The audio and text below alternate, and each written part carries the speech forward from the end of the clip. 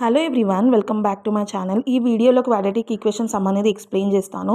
Question నేను ఏదైతే తీసుకున్నానో అది ఏంటంటే x² + 24x + 144 = 0.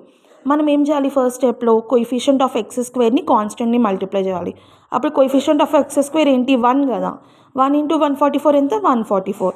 ఇప్పుడు 144కి పాసిబుల్ వేస్ ఏంటి? 12 12 144 కదా. ఆ రెండింటిని యాడ్ చేస్తే మనకు +24 రావాలి. సో +24 వచ్చింది. So x² + 12x + 12x + 144 = 0. Next స్టెప్లో ఏం చేయాలి? ఈ రెండిట్లోకి వెళ్ళి x కామన్ తీయాలి.